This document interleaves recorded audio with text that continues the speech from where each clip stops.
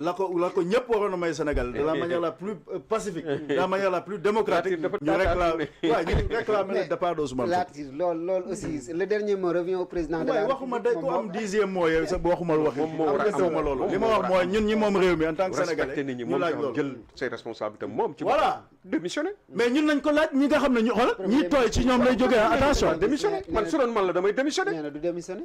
non da nga koy exiger lu tax du démissionné boobu dañ ko exiger wul nañ ko exiger le départ nañ ko exiger mu jógee suñu primature dafay jógee parce que le président sera obligé de le faire. mënul dafa war a bàyyi. loolu mooy dëgg. ma ne buñ ko exiger de la manière la plus pacifique et démocratique le président sera obligé de le démettre c'est aussi simple que ça.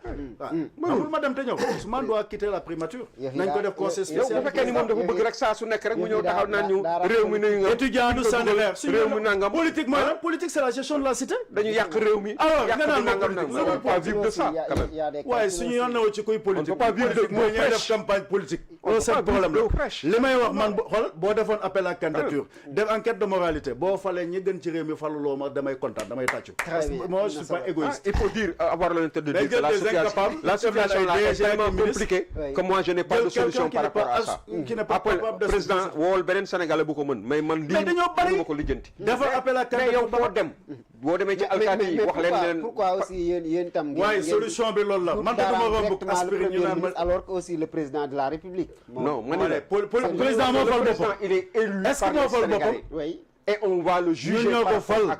ak mais il mandat. a une part de responsabilité. ma ne dañ ko imposer de la manière la plus civique de la manière la plus citoyenne de la manière la plus pacifique il dañ s'est ko war a laaj imposé moom moo ko waxal boppam moom moo imposé boppam parce que moo ko waxal boppam nee na man kenn ëppalewuma ci affaire bi te amu ci tous démissionné demuma am waaye day wax lu ko neex xoolal ma bàyyi ma ji nangam ak déglu nangam ma day wax lu ko neex bu Sénégalais yi taxawee xoolal di Sénégalais yi taxawee le Sénégal vit une situation exceptionnelle xoolal dëkk bi Bassirou le Diomaye Sénégal vit une situation exceptionnelle ñëpp ko xam Bassirou Diomaye mooy c'est la président première fois que lu mel ni am yow boo naree nekk président suba ñun ñoo lay fal donc la légitimité au sens propre appartient au peuple parce que attention la légitimité prime sur la légalité Sénégalais yi war a taxaw de la manière la plus pacifique yaa ngi ma dégg la manière la plus démocratique ñu demander tout simplement sinon exiger sax à la limite le départ de Ousmane Sonko de la primature ku mu neex nag mais ku mu neex nag fal ko du la neex très bien am na solo pendant ce temps aussi les souteneurs de Farba Ngom ñu ngi exiger la démission de madame Yacine Sénégal moom Fall ma gënal ku mu mën a doon ministre de la justice mooy Sénégal nag du nit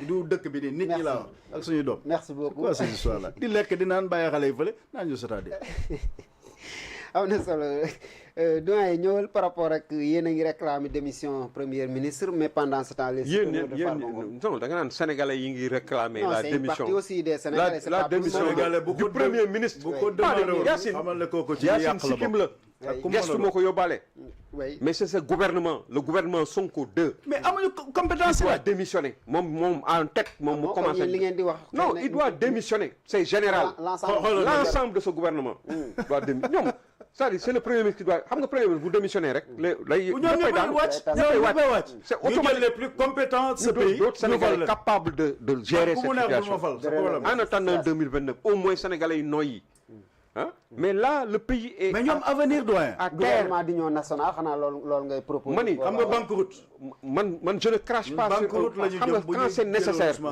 le Sénégal est au-dessus de nous tous quand c'est nécessaire je pense qu'il faut mettre en place un gouvernement d'union nationale il faut appeler toutes les compétences dans la société civile absolument au sein des partis politiques qui veulent bien accepter de travailler avec le président là.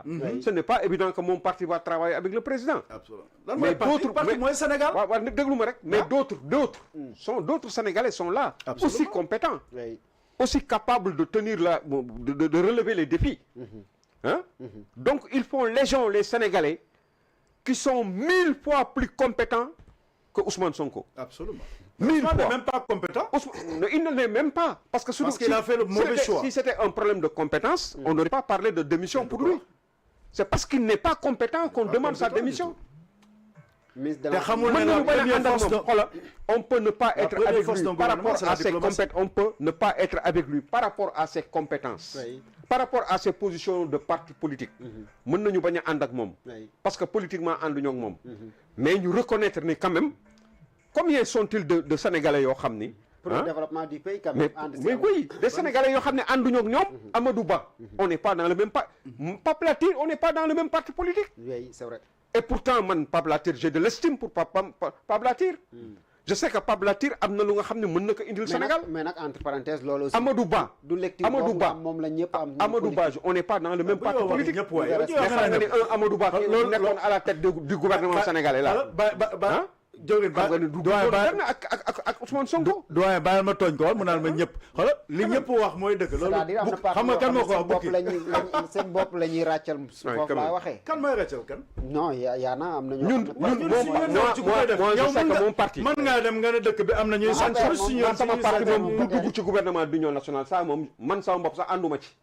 parce que ñun jàpp nañ ni. voilà non il faut que man maa ci njëkk a ànd pour Sénégalais pour aussi sauver le régime de Bassirou Diomaye. opposition parce que bu ko deful fa muy teere du neex kenn. dans une démocratie le charme de la démocratie c'est qu'il y ait des gens qui soient au pouvoir et d'autres qui sont dans l'opposition mais avec ku ci nekk jiital Sénégal ci kanam. mais quand par exemple régime bi fi nekk bu defee lu baax nga ni régime bi def na lu baax lii ko encouragé nañ ci ànd nañ ci bërki démb bi ñu gagné coupe d'Afrique des nations mais c'est tout le Sénégal qui était en communion kenn xamul kan moo nekk fii wala kan moo nekk mais jëwrin xoolal jëwrin xaaral ma jox la benn exemple bu daw dafa mel ni étudiants yi ñuy bañ a fay tey di naan c'est-à-dire waaye di ñu woo ci jàmmarloo waaw di lay waaye waxi caaxaan te bu ñu paree mu ne jibeeg laa de jibeeg waal yi laqatu ci këram Ousmane Sonko ñemee nag côté lamp yi coupé muy dox ci Dakar du fi dox du ko def mais li may wax mooy tey imaginal tey bu ñu wax nu mu tudd intelligence artificielle AI laay gën a xam intelligence léegi li ma nuñ koy waxee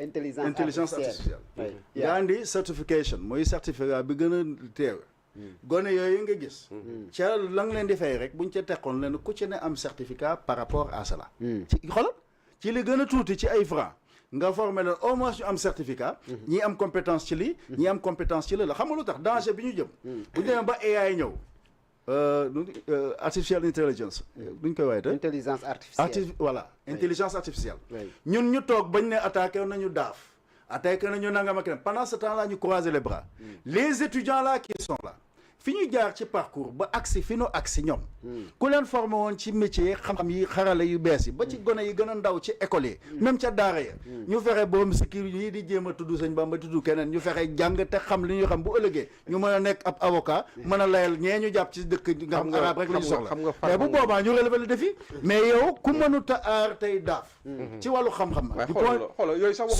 souveraineté numérique dafa même la souveraineté numérique dans ce pays mais nous sommes en danger da ngay xëy ñu ne Sénégal amatul ah gis nga bu nga fi booy jàpp da ngay xëy ñu ne Sénégal ay borom picc ñuy jaay picc ñu jàppale Guanda xaw ma alors que Gondwana wala non yaa ngi gis ñuy ñëw di pirater suñu ay mais c'est terrible daaf xamul luy daaf suñu ay données 80 suñu ay données ñu koy jël non non véritablement mais nous sommes en insécurité jël ko DGID quand même ñu préciser dem DGID def fa njaaxum dem trésor public def fa trésor njaaxum public ñëw tey fii def fi njaaxum te mënuñoo wax sax noonu yi nga xam ne ñu ngi ci biir réew ak ci bitim réew di ñu attaqué moo tax ma ne woon trompe xoolal investigation yi lañ nekk waaye nañ def li ñuy def dama ne li ñuy wax mooy ku leen bëgg a yomb normalement am na cellule normalement 24 heures sur 24 surtout nag lu nga xam ne dal na la ba pare normalement cellule de veille mais jëwrin ko war a am par rapport à ça loo xam ni jëwrin baal ma doole la tuuti rek mais tu as l'impression que bon mais jëwrin tu ne même pas tirer les leçons du passé quoi de ce qui était arrivé voilà l'histoire nous apprend que les hommes n'apprennent rien de l'histoire par exemple boo toogee par 10 ans ñu def la lu mel noonu bett la jëwrin baal ma jox la benn affaire bu ndaw jëwrin baal ma jox la benn voilà ma jox ko jëwrin gën a bonde sax moo ma ci gën a légitime wax xoolal wax ki démb tooguñu fi ñu ne la gumba bu duggee cinéma ay bëtam taxul amaana sax musique waa kasa ñu ne la Doudou Wade waxutoon li mu waxutoon est-ce que gisuñu ko tooguñu ba ñu dugg daal bu fekkoon na ñun wagaru nañu fagaru ba taxaw parce que souveraineté boo ko waxee te amul souveraineté numérique loolu wute na de buñ la alerté yow xam nga le nok buñ la ne woon jógal taxaw sa kër xam nga le nok yaa ngi tëdd di nelaw est-ce que xam nga le nok mooy network operation center ok nga xam ni saytu absolument dispositif bi rek mooy liggéeyam 24 heures sur 24. doyen ma xoolal doyen ma daaxala on a l'impression que doyen ma xoolal ma andi la benn affaire boo xam ne bi may def gis nga la nuit du mercredi au jeudi nelawuma wër naa fu ne dem naa fu ne xam nga boo taxawee di fanaan ci guddi moom di dox lu ne lu ne mën na cee juddoo ci wàllu nangam yaa ma gën a xam fi muy wax dem fa ñoo xam fekk ay nit ñoo xam ne bi may wax laa leen ne d'abord ñun amuñu sécurité xam nga lu tax yéen fii ngeen ne boo amul un mur virtuel mais dëkk bu normal dem tey présidence de la République boo demee dafa am un mur virtuel boo xam boo tëddoon fii li nga dox nag boobu nga doon wax boo ko amoon fi mu toll nii ku traversé tak ñu ne tak nga xam ne élément mu ngi foofu xoolal ñu xam lépp lu mu mën a yor lu mu mën a doon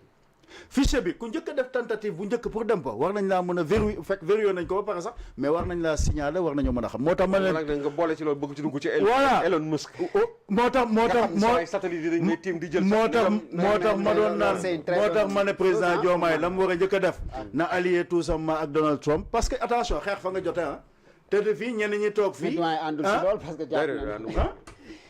loolu ça on doit y aller avec. waaw moom laa fii non man fii laay wax quoi non man fii ak fois laa wax man li may wax dama ne man tànnal may ma wax li may wax dama ne xeex fa nga jote yow fu ñuy xeexee xam-xam di jël fu lay ordinateur di hack comme ñiy jéem a tante suma oto suma téléphone ne dañ koy hack yow nga gàddu mbolte tu n'as rien compris xeex fa nga jote mais sérieusement. xam nga luy daaf c'est du sérieux. l'histoire qui affaire Farba bi. trésor public c'est du sérieux. mais c'est où sont les ennemis. parce que c'est simplement on a mis une ñi ne ci biir ak ñi ne ci bitim boo xamante ne nii ce matin benn commission ad hoc. ils ont commencé le discours affaire boobu ils ont pris xala ñoom kooku la ñu wax njëkk a libéré xam nga ñoom ils sont dans la lutte politique. le problème de Farba tout le monde le régime tu sais le problème de